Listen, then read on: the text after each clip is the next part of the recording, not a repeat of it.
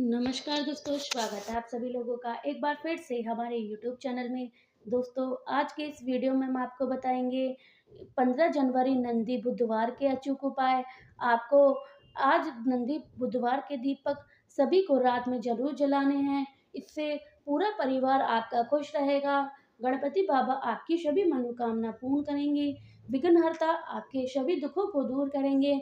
जानिए संपूर्ण जानकारी, वीडियो को पूरा जरूर देखिएगा। श्री शिवाय नमस्ते। हम सबको पता है कि आज है 15 जनवरी यानी कि नंदी बुधवार का बहुत ही प्यारा सा दिन। अगर आपको अपनी फैमिली में के यह अच्छा है कि किसी को भी नजर लगे, टोना लगे, टोटका हो किसी के साथ, आप सभी को नंदी बुधवार के दीपक आज रात में अपने घर पर जरूर जलाने हैं।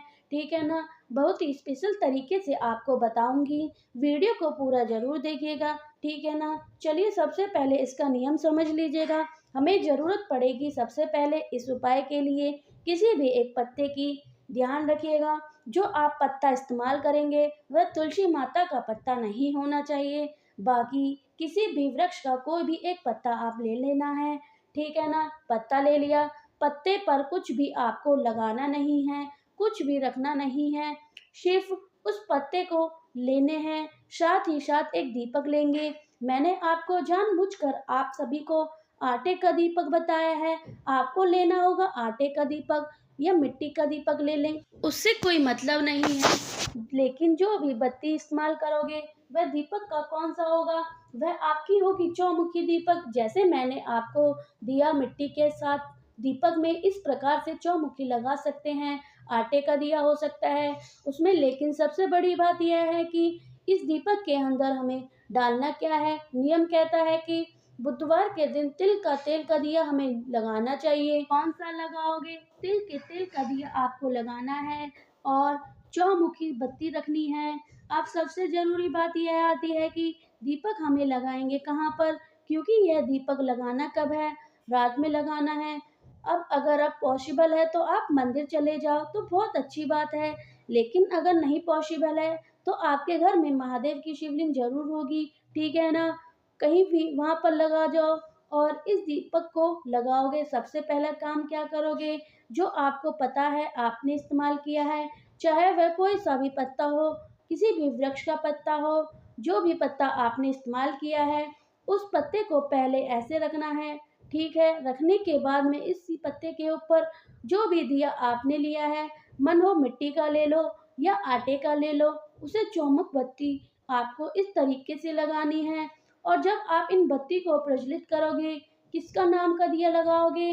नंदेश्वर महादेव से। फिर से बोल रही हूँ, नंदेश्वर महादेव का। किसका स्मरण करोगे? नंदेश्वर महादेव का स्मरण करके आप इस दीपक को प्रज्वलित करोगे, जलाओगे, तो यकीन मानिए आपकी फैमिली परिवार में कोई कष्ट नहीं आने वाला है, कोई परेशानी नहीं आने वाली है। पूरी फैमिली, पूरा परिवार आपका खुश रहेगा। लेकिन देखो, अभी वीडियो खत्म नहीं हुई है। जब आप नंदी बाबा के नाम से इन चारे बत्ती को जला दोगे, बुधवार के दिन मूंग के दाने का इस्तेमाल हमें जरूर करना चाहिए। तो हमें इस दीपक के अंदर एक चुटकी मूंग का दाना जरूर डाल देना चाहिए। अपनी फैमिली भी किसी भी प्रकार से नजर टोने टोटके होंगे, रुकने के लिए हैं। ठीक है ना? करिएगा जरूर। तो पहला उपाय आपको समझ में आ गया होगा। आगे बढ़ते हैं। अब इस वीडियो में हम लोग अपने दूसरे उपाय की तरफ, जो फिर से हमें करना है मूंग के दाने के साथ में। जितने भी उपाय मैं आपको बता रही हूँ, सारे उपाय की सामग्री होगी आपकी घर पर अवेलेबल है। आपको इधर उधर भटकने की कोई ज़रूरत नहीं है। आपको फिर से इस तरीके से हमें 5 मूंग के दाने चाहिए। अब कहिएगा इसके बेनिफिट क्या है, इस उपाय का फायदा क्या है? बीमारी है, रोग को मुक्ति के लिए आप सभी को उपाय को करना है। कितने मूंग के दाने लेंगे? मात्र 5। इन 5 मूंग के दाने को हमें दो चीजों को आपको डालना है। सबसे पहले आपको इस कलश के अंदर जल भरना है। जल के अंदर आपको भरना है गंगा जल। ठीक है ना? जल भर दिया, गंगा जल भर दिया। साथ ही साथ आपको मैंने जो बताया था 5 मूंग के दाने, उन 5 मूंग के दाने को कलश के अंदर डिप कर देना है, डाल देना है। कलश के अंदर 5 मूंग के दाने को डालने के बाद में आप इस कलश को उठाना है। जो भी व्यक्ति घर में बीमार है या उसके ऊपर घुमा दिया हो 2-4 बार, तो अब यह वह बीमार व्यक्ति छू सकता है। कलश तो बहुत अच्छी बात है, सिर्फ़ उस व्यक्ति के हाथों से इस कलश को टच करा दो। टच कराने के बाद में आपको इस कलश का जो जल होगा वह चढ़ाना है महादेव के शिवलिंग के पास में। मुझे पूरी उम्मीद है अगर आप सनातन धर्म से हैं, हिंदू धर्म से हैं, आप सभी के घर में महादेव का शिवलिंग ज़रूर होगा, ठीक है ना? करना ज़रूर है।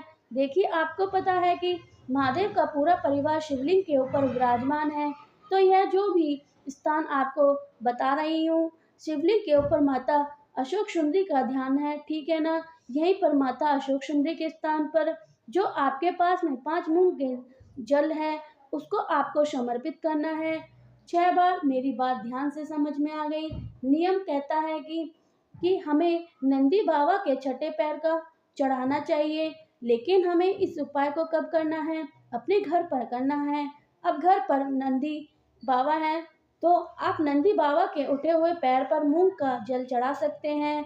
नंदेश्वर महादेव के नाम से नहीं, नंदी बाबा घर पर आप उस जल को माता अशोक सुंदरी के स्थान पर समर्पित करोगे, लेकिन यह भी नंदेश्वर महादेव का ध्यान करेंगे। एक नियम और ध्यान रखिएगा, जब आप इस जल को चाहे तो नंदी बाबा के उठे हुए पैर पर या फिर माता अशोक सुंदरी के स्थान पर चढ़ाओगे 6 बार चढ़ा करके पूरा जल खत्म नहीं कर देना है। थोड़ा सा जल आपको अपने कलश में बचा करके रखना है, और जितने भी जल आपने अपने कलश में बचाए गए हैं, अब जब उसे बचे हुए जल को महादेव के शिवलिंग के ऊपर चढ़ाओगे, तो जो भी व्यक्ति घर में आपके बीमार है, रोगी है, किसी भी प्रकार को, तो उस व्यक्ति परेशान है, तो आपको 1 लोटा जल चढ़ाना है।